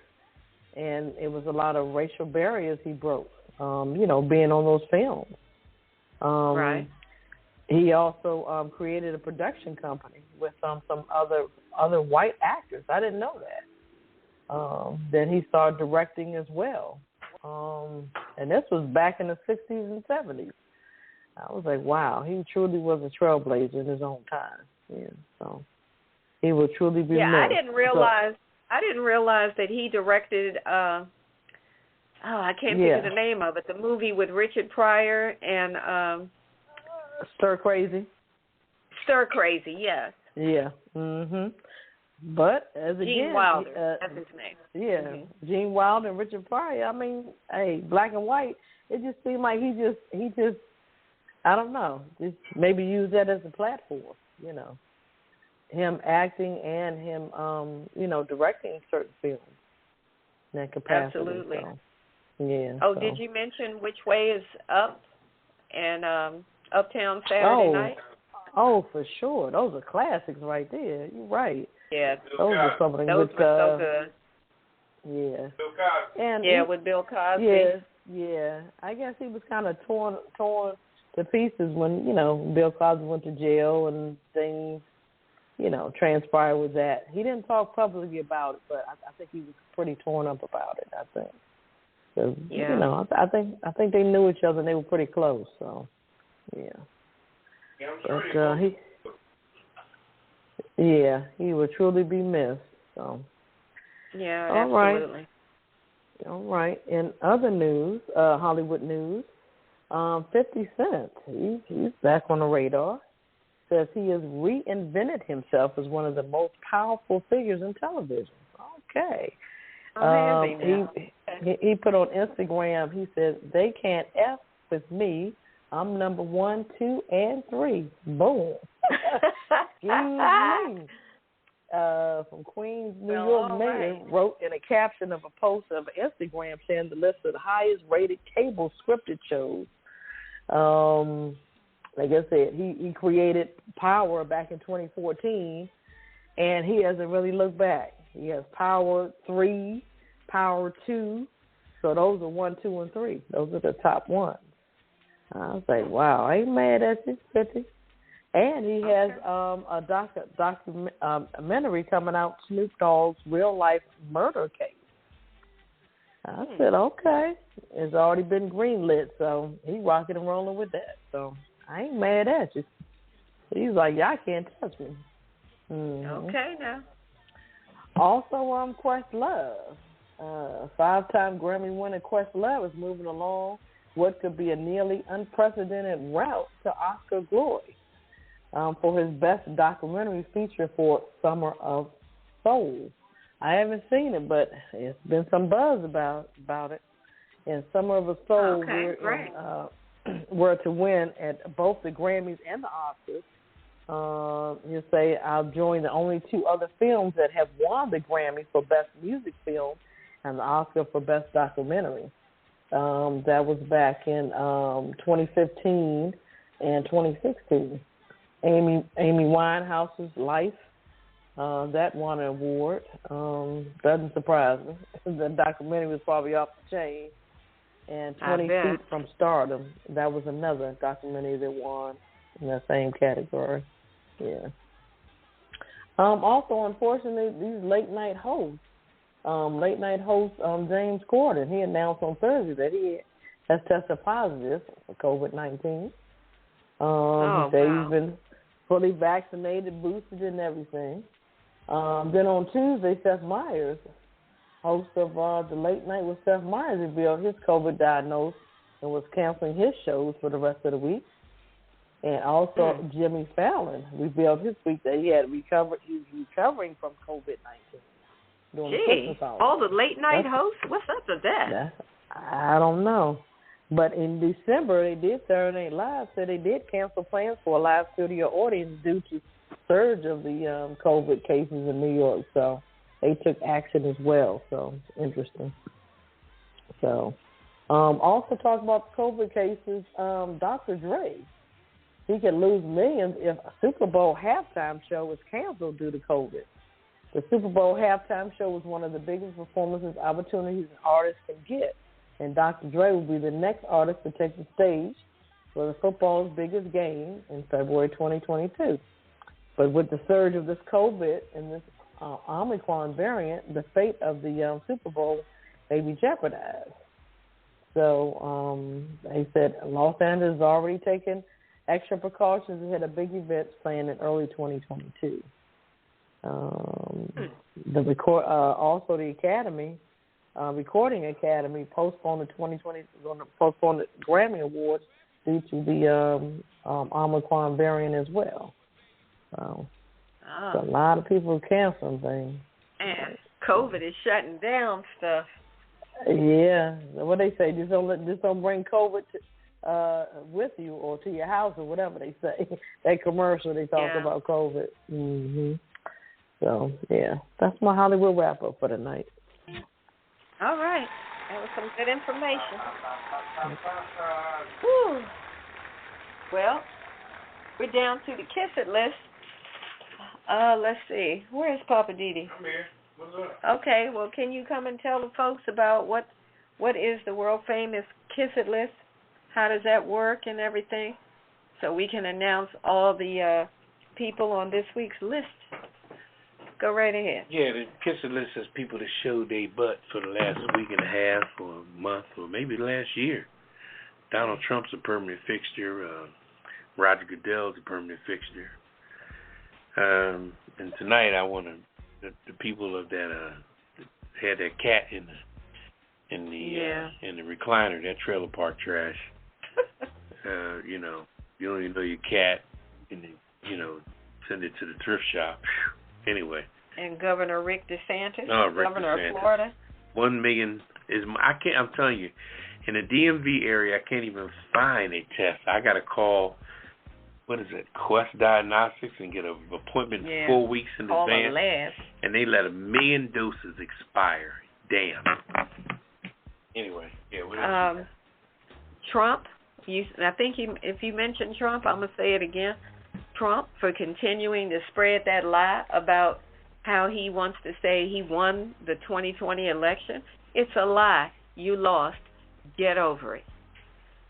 To those Republicans who keep spreading that lie, all of you, like Marjorie Taylor Greene, Joe, what's that man's name? Mo Brooks, Matt Gaetz, and any of the other ones that keep saying that.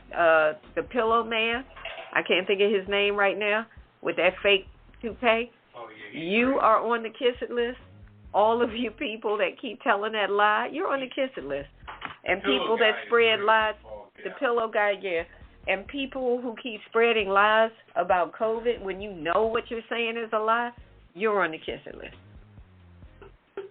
Anybody else, Ketel? I can't think of nobody. I had one more. The person who collected that big hairball to get on the Guinness Book of World Records. You are on the Kiss It list, and you're nasty for collecting all those people's hair. That's DNA, hair follicles on that. That's a lot of DNA. And you're nasty. You're just nasty. I'm curious, how do they store it? They're just nasty. Disgusting and nasty. I did have one more person. I don't remember his name, but it was one of the people who's been arrested for storming the Capitol a year ago. He is on house arrest, and he was trying to petition a judge to allow him to go visit his girlfriend's family in Jamaica, because he was saying he's trying to take his relationship to the next level, and he wanted to go to Jamaica. And the judge said, you're going to stay up there in cold Michigan where you are. I'm not too concerned about your relationship. You should have thought of that before you stormed the Capitol a year ago. Stay your butt right there in Michigan. Dude, you're on house arrest. You're trying to go to Jamaica. Sam, please. That dude is on the Kiss It list twice. All right, if that's everybody, we have a special award for everybody on the Kiss It list. And here it is. Kiss my entire ass. Kiss my Irish ass. You better kiss my Irish ass. This world can kiss my ass. Kiss my ass. You can just kiss my ass. Baby, you can just kiss my ass. Oh. You can kiss my country ass. I said if you got a problem with any of that, you can kiss my natural born redneck to the bone, ever-loving country ass. That's right.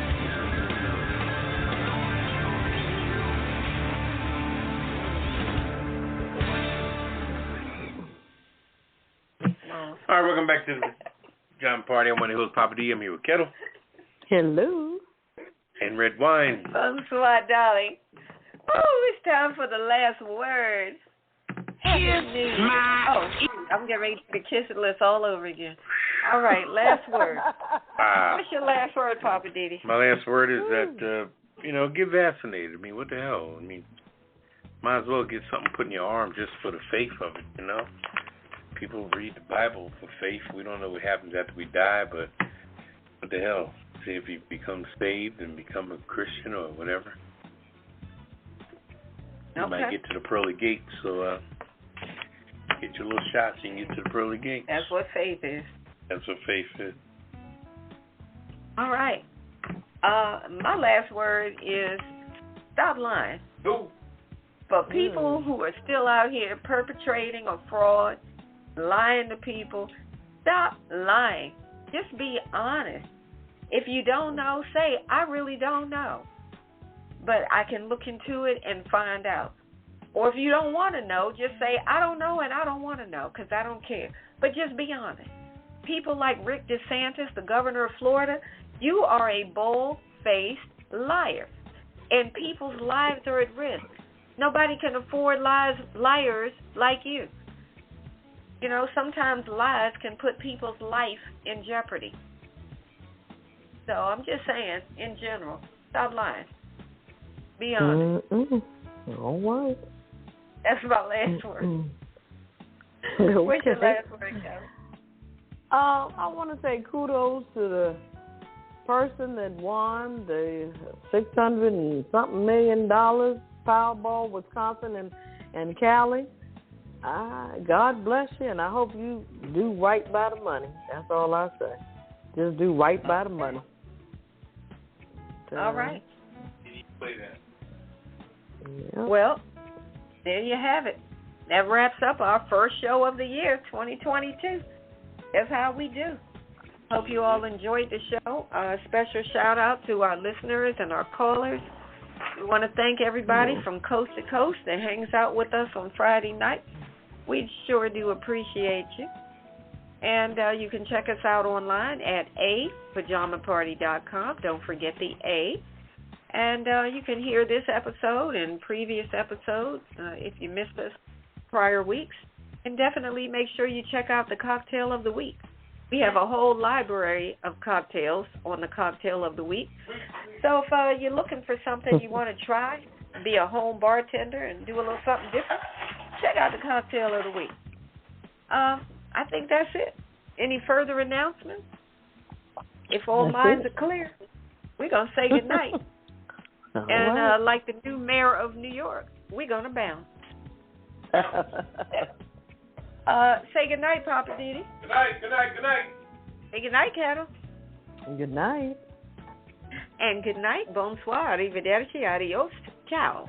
Till next week. Initiating shutdown sequence. Is it all over, Rock? I guess so. I bid you farewell, arrivederci, sayonara, and all that sort of cheers. Well, when you gotta go, you gotta go. Well, good night. Yabiko. Sana. I regret to announce this is the end. I'm going now. Good night, and good luck. Was it as good for you as it was for me? Now give me a kiss and say good night. Good night. Good night. Thank you. Goodbye now. Goodbye. Goodbye. Thank you. Goodbye. Thank you for attending our show, and good night. Pajama Party, grown and sexy.